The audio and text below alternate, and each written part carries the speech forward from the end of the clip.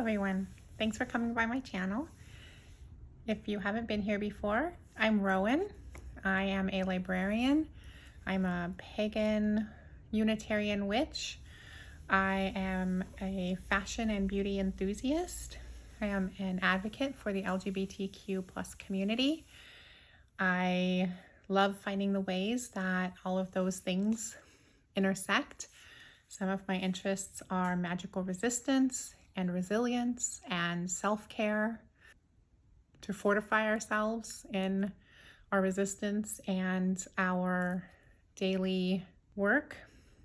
So if any of that sounds interesting to you, if the intersections of any of that sound interesting to you, please like and subscribe.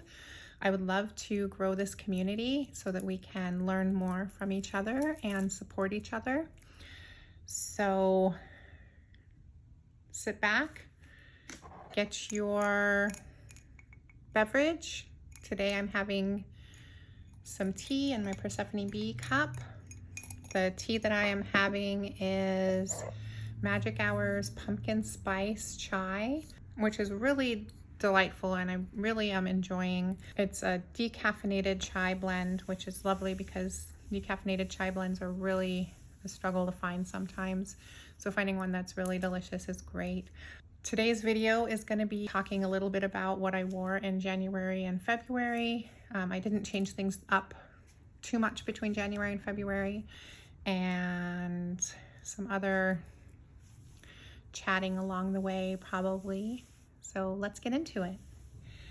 So something that I wore a lot in January, and I'm not tracking what I wear, like how much I wear it, but you can see like a bit of a dent already, and I just got this for my birthday in January. If you saw my Lost in Paris video, Janie by Soradora was my number 2 choice. And so yeah, I wore this several times in both January and February, and it is just lovely. It's like an apple pie, but like an apple pie right as it's starting to bake, right as you're starting to smell the scent. Like this has the crust dough scent in it, as well as the fruit and the spice. It's a really beautiful, lovely, unique fragrance. It's not something that I've encountered before, which is why it was one of the ones that I wanted to buy. So that's something that I really enjoyed in January and February, and that I might continue wearing. I don't feel like it's too cloying to wear in warmer weather, and we're still in that transition phase where we do still have some cool days and some cool evenings. So I reserve the right to pull from fragrances that are not on my tray. That is leaving my tray for now, because there are other fragrances that I do want to try. Something else that I wore several times in January and February, and I just have a little decant of this, is Bianco Latte, which is a milky, sweet, gourmand fragrance that is just really creamy and rich and comforting. It's like putting on a layer of cashmere as your fragrance. Like it just has that really comforting warmth without going too heavy into spicy, which I really enjoyed. And something else that I was trying out is, I'm gonna have to put on glasses for this, so sorry. Fierty, which is a Baby Cat dupe. So I had this and Baby Cat on my tray because I was comparing them, because Baby Cat is currently pretty expensive because it's not being imported to the United States. And so if you're buying it from the secondhand market, and they know that it's not available. So the price is going up. So I just have a tiny sample of Baby Cat, and I have a tiny sample of this, and I can do a video on comparing those at another time. But I really love both of those fragrances and wore them a couple times. They're, even in the winter, to me, they're still more of an evening fragrance, going out. It's not something I'm just gonna wear to the office, but it's still a really lovely fragrance. This is the Witching Hour, and it's a really heavy, spicy essential oil blend, and it's absolutely delicious. One of my friends got me this when they went to Salem, and I love it so much, and I wear it with Janie. I wear it with a couple of the other scents that are on the spicier side that we'll be talking about. It's a really great layering oil. It's also really great on its own. It fits in my bag so I can reapply it throughout the day. It's really great.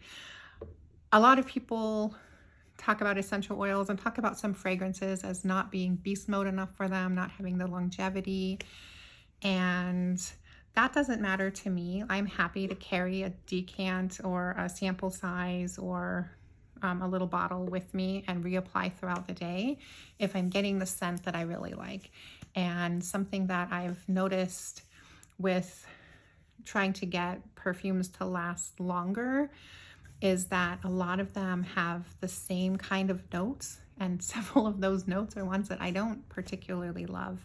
I started out as an essential oil person. I started out as someone who wore a lot of men's fragrances or fragrances marketed to men, and expanding into lighter, fluffier, airier fragrances has been really fun and enjoyable. And those kind of fragrances are just not made up of chemicals or extracts that are going to be super long lasting. The molecules that's just not how science works if you want something that smells kind of fresh and natural. And so I don't mind reapplying, and I wish more people would have that perspective, because I feel like we're losing some subtlety in fragrances when all of the industry is trying to create these fragrances that are super beast mode or super long lasting, and then they all kind of run together and lose some of their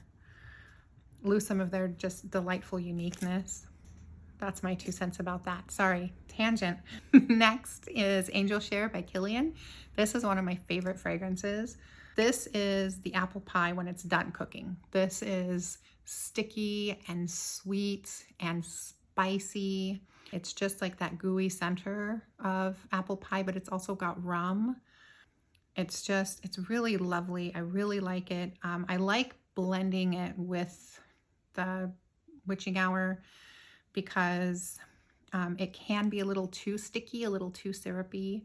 And so adding an extra layer of spice is really nice. Adding an extra layer of cream is really nice. I have a few fragrances I can talk about. Milk by Commodity. I will put these down as a base layer and then put something over them that I want to be a little creamier and richer. So that's what those two have been being used for this month, is just to add some sweetness and some depth to things that might need those kind of notes. Next, I would talk about Caiocho from Fulton and Rourke. And I've seen online people say that it's a dupe for Kilian. And I don't think that it was meant to be, but it is boozy, rummy, spicy, but it's not as sticky sweet. It doesn't have that apple pie kind of feeling. It's definitely fresher, spicier. It's just a really great scent. And the other day I mixed all 3 of these together, Witching Hour, Kilian, and Caiocho, Angel Share.